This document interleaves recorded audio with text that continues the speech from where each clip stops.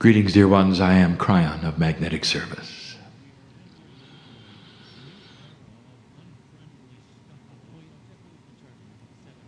Again, we are here in a way that may seem strange to many. I want you to get used to hearing this voice.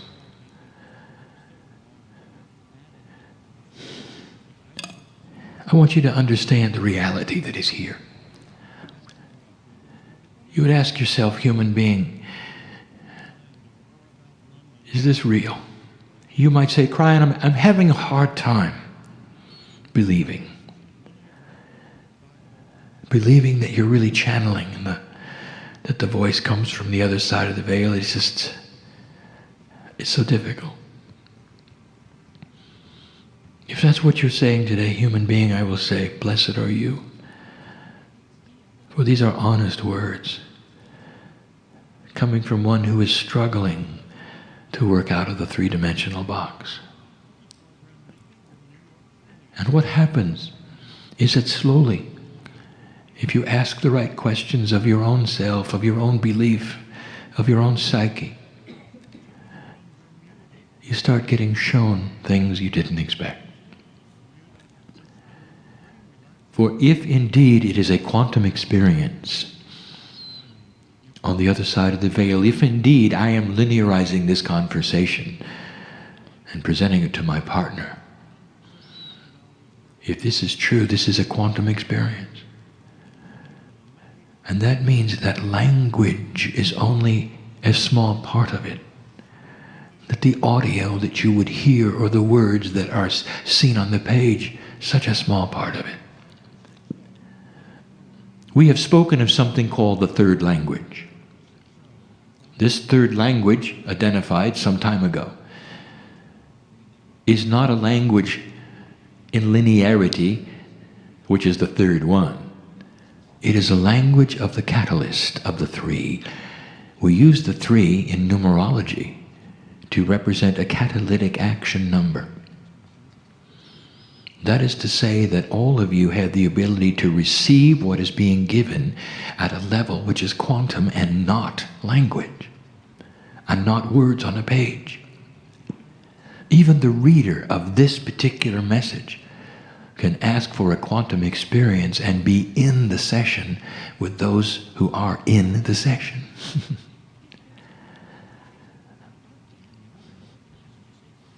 Art and music. We've told you that they are quantum. We have told you how you could go into the Louvre and watch a painting. That you can immerse yourself so completely that you can see and feel the artist creating it. That you become one with the creator of the painting. So much is there that is not for the human eye. And this is the one who appreciates the art. Music touches your very soul. All of the notes playing together in unison, in harmony. It is one of the only arts where all of that can be presented together and there's no limit to the number of musicians on a stage. But you can't do that with speech, can you? No limit to the number of colors on a palette. You can't do that with speech, can you?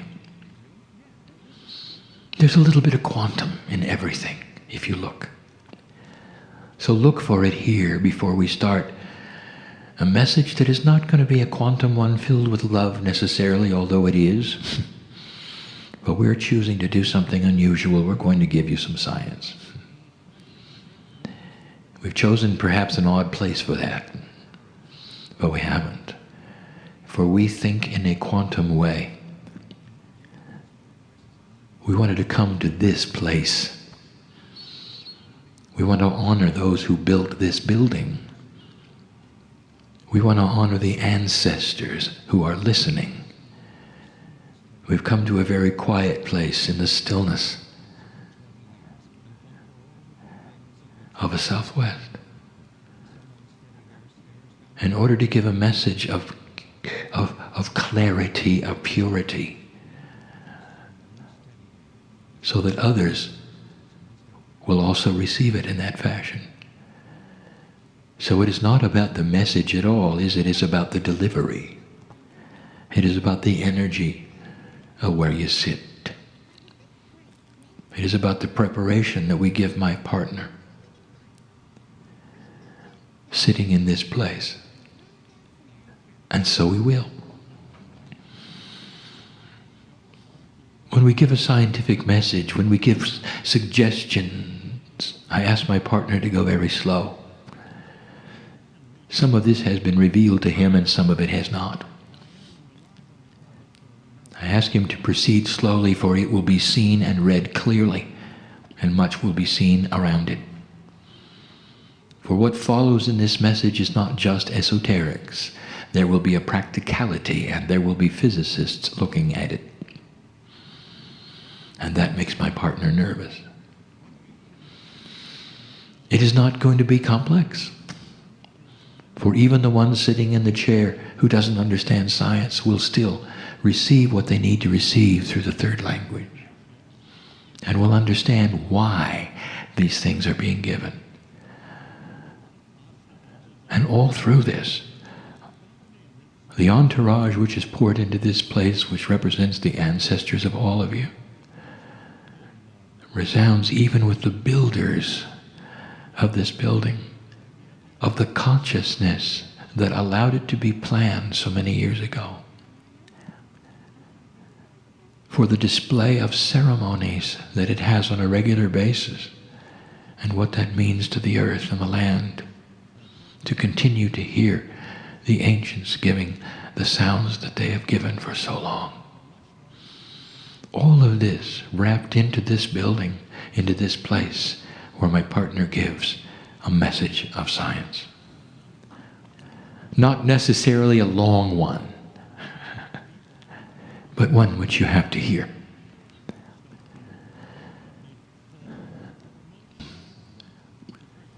At the same time I give you this information, I will also tell you that this particular information is already known on the planet. It is the way of it. We do not give you something that has not already occurred to a human being. Free choice is what we have told you is the operative word, even in science. This must have occurred, and a human being must have had a situation where they're actually aware before we will give you a message like this. And the reason we do it is because one human being aware sometimes could do nothing about it. But the thought is given. When these thoughts are given to humanity, they normally land on the planet in more than one place. That is to say, epiphanies of discovery happen all at once, usually 3 to 4 times, in order to assure that they will not be lost. And so I am going to add this voice. Kryon, why do you give us these things? And with this we close.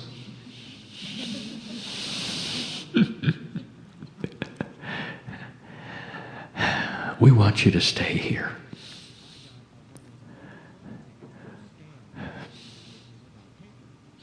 Give it in love. We want you to stay here. And you're not going to have much luck with that unless you start thinking quantum. Unless you start accelerating the inventions and put some of the politics out of the way.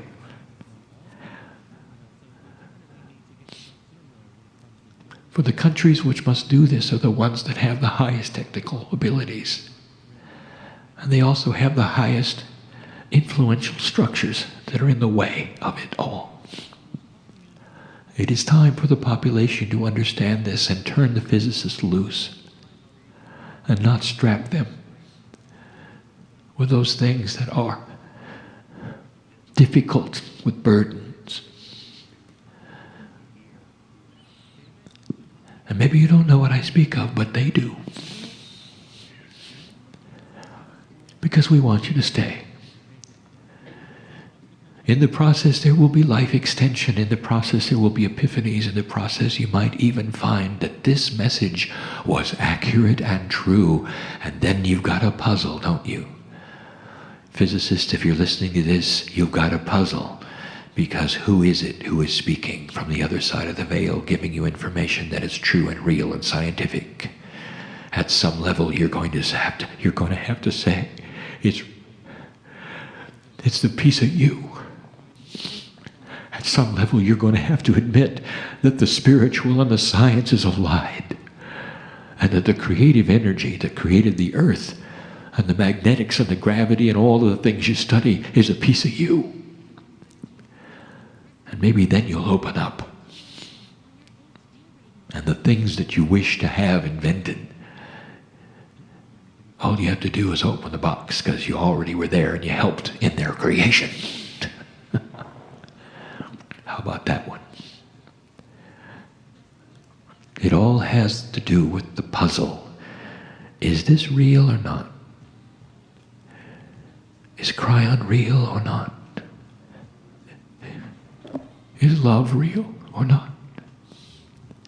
Well, some of you know, because you've sat in the presence of the Creator today, who loves you. This family on my side of the veil loves you. It's a wonderful Valentine message, isn't it? And so we say to you, dear ones, all of you, that all of the things that we talk about, whether they're scientific, whether they have to do with your Akash or your soul, the higher self, all of those things, there's only one purpose: to make the life you are living on this planet easier, for you to discover the compassion that is the glue that puts you together, that changes the earth itself, for the shift is upon you. And that which you call the 2012 energy is here. Let this be what it is supposed to be. A high time of consciousness, of scientific evolution with integrity, with an economy that is a re-emerging one with integrity, with government that slowly changes with integrity.